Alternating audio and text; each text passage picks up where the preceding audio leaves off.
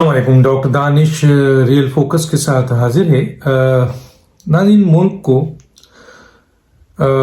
ویسے بھی پہلی جو حکومتیں آئی ہیں ان کی بھی غلط پالیسیاں رہیں اور اس سے ملک کو کافی نقصان پہنچا ہے، لیکن پھر بھی ملک پھر انہوں نے اپنی پالیسیز پہ توجہ دی اور اپنی اہم پالیسیز کو ریویو کیا اور اس کی بنیاد پہ ملک کو کافی حد تک مضبوطی بھی آئی۔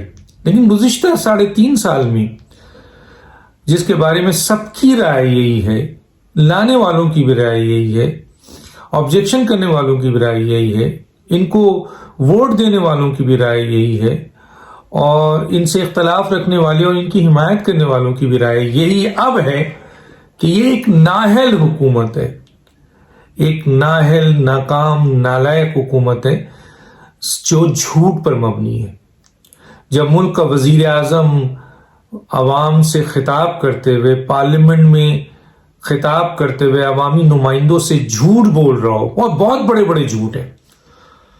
دیکھیں، سیاسی بیان دے کر آپ وقتی طور پر تو لوگوں میں اپنی اقتدار کو قائم رکھ سکتے ہیں، لیکن لانگ لاسٹنگ ملک کی تباہی۔ اور ایک بات میں بتا دوں، جو شخص ابھی تک یہ نہیں سمجھ پایا، چاہے وہ ملک کے ادارے ہوں، چاہے وہ ملک کی پارلیمنٹ ہو، چاہے وہ ملک کے ممبرز ہوں، کہ کس طرح ایک ایٹمی ملک اسلامی جمہوریہ پاکستان کو جھوٹ بول کر ملک کو تباہی کی طرف لے جایا جا رہا ہے، یہ خمیازہ پھر بڑا بھگتنا پڑے گا۔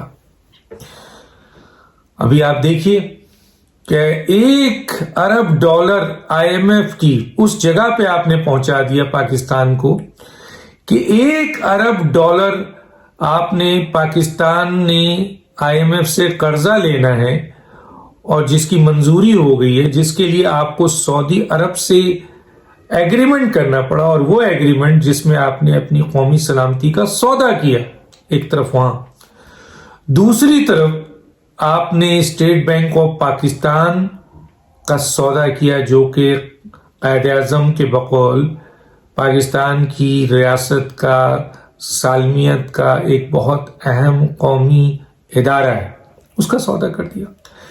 تو $1 ارب کے عوض IMF نے، بین الاقوامی طاقتوں نے آپ کی معیشت کو اپنے کنٹرول میں کر لیا، آپ کے اہم ترین ادارے کو گروی رکھ لیا، جو اسلامی جمہوریہ پاکستان دنیا کی پہلی اسلامی ایٹمی طاقت اور دنیا کی 7ویں نہیں بلکہ میں 5ویں طاقت کہتا ہوں۔ اور ملک میں امپریشن یہ دیا جا رہا ہے کہ جیسے ملک ترقی کی طرف جا رہا ہے، اور یہ سب کے سب اسٹیٹسٹکس جو یہ دے رہے ہیں یہ سیاسی ہیں۔ یہ آپ دیکھیں اس ملک کو کیا ملا۔ آئیے ذرا چند باتیں میں کرتے ہوئے آپ کو بتاتا ہوں۔ کیا ملک کی سرمایہ کاری میں اضافہ ہوا؟ جواب ہوگا بگ نو۔ کیا ملک کے قرض جو ہیں وہ کم ہوئے؟ جواب ہوگا بگ نو۔ کیا آپ جو ہے یہ کہیں گے کہ جی کیا کہتے ہیں، میں اور چیزیں بھی بتا دیتا ہوں، کیا ملک کی سرکولر ڈیٹ کم ہوا؟ Big zero. کیا تجارتی خسارہ جو ہے وہ کم ہوا؟ Big zero. بے روزگاری، مہنگائی اور غربت کم ہوئی؟ Big zero. پاکستان کرپشن کے معاملے میں جو ہے وہ دنیا میں نیچے آیا؟ جواب ہوگا بگ زیرو۔ تو پاکستان کی جو موجودہ معاشی حالت ہے وہ تو تباہی کی طرف پہنچ چکی ہے، لیکن اسٹیٹسٹکس ایسی دیتے ہیں جو لگتا ہے کہ جناب ملک جو ہے وہ آگے جا رہا ہے۔ اب جیسے GDP کے، اب عمران خان کہتے ہیں کہ دیکھیں جناب، ہم نے اپنی GDP 5.37 پہ لے آئے ہیں۔ 5.37 پہ آپ GDP لائیں، آپ شرم کا مقام کریں، کیونکہ آپ کی 3 سال کی ایوریج GDP بنتی ہے 2.6، اور نواز شریف صاحب کے آخری 3 سال کی جی ڈی پی بنتی ہے 5، وہ 5.8 پہ لے گئے تھے، تو ایوریج آخری 3 سال کی 5 بنتی ہے، تو 5 سے آپ 2.6 پہ لائے ہیں اور آپ کہہ رہے ہیں کہ ہم کامیاب ہیں۔ مثلا ایک حکومت نے آپ کو 5.8 پہ دی اور آپ لے آئے ہیں ایوریج 2.6 پہ، اور ان کی ایوریج 3 سال کی، اگر آپ کی 3 سال کی دیکھیں، ان کی 3 سال کی دیکھیں، تو آپ 2.6 پہ کھڑے ہیں، اور آپ وہ لے آئے ہیں آپ کے 5 پہ، تو آپ نے تو 5 سے 2.6 پہ لایا ہے، تو آپ نے تو تباہی پھیل دی ہے۔ کیا بات کرتے ہیں کہ جی میری جی ڈی پی اچھی ہوگی؟ کوئی سمجھائے عمران خان کو، بیٹھائے نا۔ ان کے لوگ کون بولتے ہیں؟ میں ابھی اب 2 تضاد دیتا ہوں 2 بڑے اہم اداروں کا۔ جناب اسٹیٹ بینک کی مانیٹرنگ جو ٹیم ہوتی ہے، جس کے سربراہ اسٹیٹ بینک کے سربراہ ہیں، وہ اپنی 19 نومبر 2021 کو جو یہ شرح سود ہے، جس میں 150 بیس پوائنٹ اضافہ کیا، اور کہا کہ شرح سود کا اضافہ ہم نے اس لیے کیا کہ افراط زر کے بڑھنے کا خطرہ تھا، اور جو بیلنسنگ پاور تھی، جو کہ پاور تھی اس کی، آپ کے میں بتاتا ہوں آپ کو، جو بیلنس آف پیمنٹ کی، جو آپ کے بیلنس آف پیمنٹ کرنا تھا، کرنٹ اکاؤنٹ خسارہ کے اس سے بڑھنے کا خطرہ تھا، تو چنانچہ ہم نے اس لیے انٹرسٹ ریٹ بڑھایا تھا۔ شوکت ترین کہتے ہیں کہ جناب انٹرسٹ ریٹ IMF کے کہنے پہ بڑھایا ہے۔ تو 2 بڑے اہم ادارے ایک دوسرے کو تضاد کر رہے ہیں، یہ ہے ان کا اسٹیٹس۔ عمران خان تو کچھ نہیں پتا، عمران خان تو 5.37 کہہ دیا گیا، ان سے پوچھے تو کہ بھئی آپ کی ایوریج 2.6 ہے، ان کی تو 5 تھی، آپ نے تو نیچے گرایا، کہاں سے آپ کی اوپر آ گئی؟ لیکن یہ بات تو کوئی نہیں بتائے گا، یہ بات کیسے بتائیں گے بتائیے؟ تو اب آپ سوال یہ پیدا ہوتا ہے کہ یہ ساری چیزیں بہت ہی، اب مجھے بتائیں کہ جو حقیقی اسٹیٹسٹکس ہیں اور حقیقی انڈیکیٹرز ہیں وہ اتنے خطرناک ہیں کہ ملک تباہی کی طرف ہے، لیکن کوئی ان کو بتائے کہ کیا صورتحال ہے۔ اسی طریقے سے عمران خان صاحب نے ترسیلات کہتے ہیں کہ جی ہمیں 90 ارب ڈالر ملا ہے، بالکل ملا ہے۔ کوئی معلوم یہ کرے گا؟ ورنہ میں بتا دیتا ہوں کہ 90 ارب ڈالر میں کیا واقعی یہ اوورسیز لوگوں نے یا ان کے کارکن نے وہاں سے کما کے آپ کو پیسے دیے ہیں؟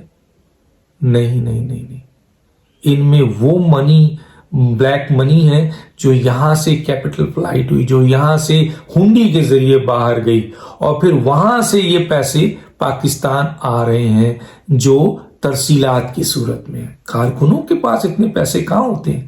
کارکنوں کے یا اوورسیز لوگوں کے پاس ہوتے تو ارب پتی ہے، زیادہ تر تو پیسے مڈل ایسٹ سے آتے ہیں، سعودی عرب سے آتے ہیں، جو بیچارے لیبر کلاس کے لوگ ہیں۔ امریکہ، UK سے تو یہ اتنے پیسے نہیں آتے، آپ دیکھ لیں اسٹیٹسٹکس۔ تو یہ جو ترسیلات 90 ارب ڈالر آئی ہے، یہ 90 ارب ڈالر جو ہے وہ ایکچوئل ترسیلات نہیں ہے۔ اگر یہ بلیک منی مصنوعی ہے، رکی، تو ترسیلات بہت نیچے گر جائے گی۔ اچھا جناب، دوسری طرف آئیے کہ ان ترسیلات کو جو 90 ارب ڈالر پلس 35 ارب ڈالر قرض ہے وہ آپ نے لیا ہے، وہ آپ نے کہاں خرچ کیا ہے؟ قوم کو بتائیے نا۔ کوئی آپ کا ایک میگا پروجیکٹ نہیں ہے، کہاں پیسے لگائے، کدھر جا رہا ہے یہ پیسہ؟ یہ پیسہ آ رہا ہے اور جا رہا ہے، کہاں جا رہا ہے؟ کون لوگ لے جا رہے ہیں؟ یہ بہت بڑا کرائم ہے، کرپشن ہے، اس پہ کوئی سوچے، جواب دے۔ عمران خان کا بیٹھائے، معاشی ٹیم کو بیٹھائے، پوچھے تو یہ سزا بنتی ہے ان کے خلاف۔ قوم، ملک اور قوم کے خلاف یہ بہت بڑی سازش ہو رہی ہے، اور یہ آپ کے قومی سلامتی کے خلاف کام ہو رہا ہے ان کے دور میں، لیکن کوئی پوچھنے والا نہیں ہے۔ سوال پیدا ہوتا ہے کہ یہ اس کو کون پکڑے گا؟ اب بات آتی ہے کہ جناب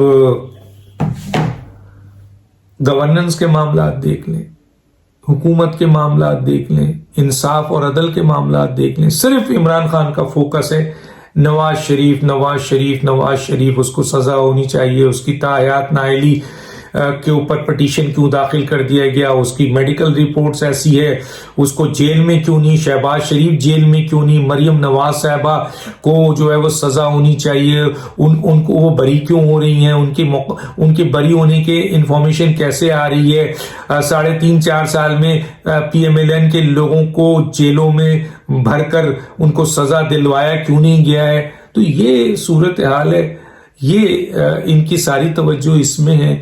اسلامی جمہوریہ پاکستان پہلی ایٹمی طاقت اور دنیا کی 7ویں ایٹمی طاقت, 5ویں ایٹمی طاقت جن کے ہاتھ میں ہے. اللہ اکبر اللہ اکبر. اگر اسی طرح یہ رہا تو اس ملک کو بہت بڑا نقصان ہوگا. میں تو بہت کچھ بول سکتا ہوں اس میں. اور دیکھیں ایک بات بالکل کلیئر ہے, جو بھی اس ملک کو چلا رہے ہیں, جو بھی ارباب و اختیار ہیں, ان کو پاکستان کی آئین اور کانسٹیٹیوشن کی بنیاد پر ملک کو چلانا چاہیے, اور عوام کی اور جمہوری جب تک یہ جمہوریت کی بنیاد پر عوامی حکومت ایک ہونی چاہیے.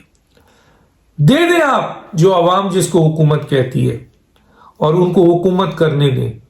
مانیٹر رکھیں, سرچ رکھیں, اوپر سے بیٹھ کے دیکھیں, لیکن حکومت عوامی ہونی چاہیے, جمہوری ہونی چاہیے, سلیکٹڈ نہیں. سلیکٹڈ حکومت کا بہت بڑا نقصان 3.5-4 سال میں برسوں پاکستان پے نہیں کر پائے گا. بہت سی باتیں ہم کرتے رہتے ہیں. عمران خان اور ان کے وزیر, اور مجھے تو یہ بھی پتہ چلا تھا, جو میں نے ٹویٹ بھی کیا ہے, کہ جناب شوکت ترین اور اسٹیٹ بینک کے حوالے سے یہ تضاد کے ساتھ ساتھ شوکت ترین صاحب جو ہیں وہ جو بھی اسٹیٹمنٹ وہ دے رہے ہیں, وہ تو اب ان کا بھی چلاؤ کا وقت ہے, یا تو ان کو فارغ کر دیا جائے گا یا وہ خود چلے جائیں گے. اور ابھی پچھلے دنوں ایسے حالات تھے تو پتہ نہیں کون سا دباؤ ہے کہ ان کو آنا پڑا. ایک طرف شوکت ترین صاحب یہ کہہ رہے تھے کچھ دن پہلے کہ معیشت کا رخ بہت غلط ہے, اور ملک معاشی طور پر تباہی کے دہانے پر پہنچ چکا ہے. چند دنوں میں ایسا کیا ہو گیا شوکت ترین صاحب کہ آپ کہہ رہے ہیں کہ ملک کی معیشت صحیح ڈائریکشن میں ہو گیا, آپ وزیر بن گئے اس لیے؟ آئیے حقائق بیان کریں, ایک ایک سامنے بیٹھیں, ایک ایک چیز کریں. وزیر اعظم کو دھوکہ, وزیر اعظم یہ سننا چاہتا ہے کہ جی اس کی معیشت بتائے نا 5.37, بتائے آج انفلیشن کہاں ہے. وہ تو پوری دنیا میں چیخ رہے ہیں کہ مہنگائی کم ہو گئی. او مائی گاڈ. تو ملک تباہی کے درمیان پہ ہے, گورننس تباہ ہو چکی ہے, ملک اس جگہ پہ 3.5 سال پہ پہنچ چکا ہے, آپ کے ادارے گروی ہو چکے ہیں, سی پیک بند ہو چکا ہے, معاشی ایندھن آپ کا ایک کمرشل زون نہیں بن سکا ہے, صرف ذاتی مفاد کی بنیاد پہ کہ اقتدار سے چمٹے رہے چند لوگ, وہ ملک کا سودا ہو رہا ہے. نواز شریف, آصف علی زرداری غلط ہے, ان کو سزا ملے اگر وہ غلط ہے, لیکن اس طرح سزا نہیں جیسے ثاقب نثار نے یا 5 لوگوں نے دیا ہے, جس طرح دوسری احتساب عدالت نے دیا ہے, پریشر پہ, دباؤ پہ, ذاتی انا پہ, انتقامی کارروائی پہ, ٹھیک ہے, ملکی مفاد, قومی مفاد پہ نہیں, اور جھوٹ پہ, آئینی اور قانونی نہیں, بلکہ آپ کے نظریہ ضرورت پہ. تو اس طرح نہیں, بالکل سزا دیجئے نواز شریف کو بھی, مریم کو بھی, شہباز شریف کو بھی, حمزہ کو بھی, آصف زرداری کو بھی, لیکن قانون اور آئین کے دائرے میں. اور قانون اور آئین کے دائرے میں عمران خان کا بھی احتساب کیجئے. ملک تباہی کی طرف جا رہا ہے, ملک کو نقصان پہنچا تو سب سے زیادہ بڑا نقصان اس کے مین اسٹیک ہولڈرز کو ہوگا. یاد رکھیے, سب سے بڑا مین اسٹیک ہولڈرز کو ہوگا, جو اس ملک کے نام پر اقتدار, طاقت, اختیار, مال و متاع حاصل کرتے ہیں, ان کو زیادہ ہوگا. غریب تو غریب ہے, وہ تو پس رہا ہے, زیادہ سے زیادہ اس کی جان ہے, وہ بھی چلی جائے گی, لیکن آپ کی تو جان بھی جائے گی, مال بھی جائے گا, عزت بھی جائے گی, شہرت بھی جائے گا, غلامی بھی آپ کو ملے گی. جو بھی اس ملک کے جو ہے طاقتور طبقہ ہے, تو اس طاقتور طبقے کو چاہیے کہ اپنی اقتدار کی حوث میں اپنی لالچ میں اپنے مفادات کی بنیاد پہ اسلامی جمہوریہ پاکستان ایٹمی ملک کے ساتھ جھوٹ بولیں، قوم کے ساتھ نہ جھوٹ بولیں، دھوکہ دہی نہ کریں. حقائق سامنے لوگ بیان کر رہے ہیں، اس کو دیکھیے. میاں نواز شریف مجرم ہے یا ملزم؟ آصف علی زرداری ملزم ہے یا سچے؟ مولانا فضل الرحمان صاحب اچھے یا برے؟ ان کو عوامی مینڈیٹ حاصل ہے. ان کو شامل کیے بغیر پاکستان میں کوئی حکومت نہیں چل سکتی، کوئی نظام نہیں چل سکتا. کیوں؟ کیونکہ اگر 22 کروڑ عوام میں سے 11 کروڑ عوام رجسٹرڈ ووٹر ہیں تو 7 کروڑ 8 کروڑ عوام تو ان کی طرف ہے. تو عوامی طاقت کو زائل کیے بغیر، آئین اور قانون جو کہتا ہے اس کو زائل کیے بغیر، پاکستان کو مفادات کے لیے، اپنی خواہشات کے لیے ایک سلیکٹر کو جو نااہل ترین آدمی ثابت ہو چکا ہے، اس کو مزید رکھ کر پاکستان کو تباہی کے دہانے پہ اگر پہنچایا گیا تو اس کا ذمہ دار کون ہوگا؟ تاریخ میں اس کا نام کس حوالے سے لکھا جائے گا اور کتنا بڑا وہ شخص جو ہے وہ مجرم ہوگا. تو دانش کو یاد دیجیے. اللہ حافظ.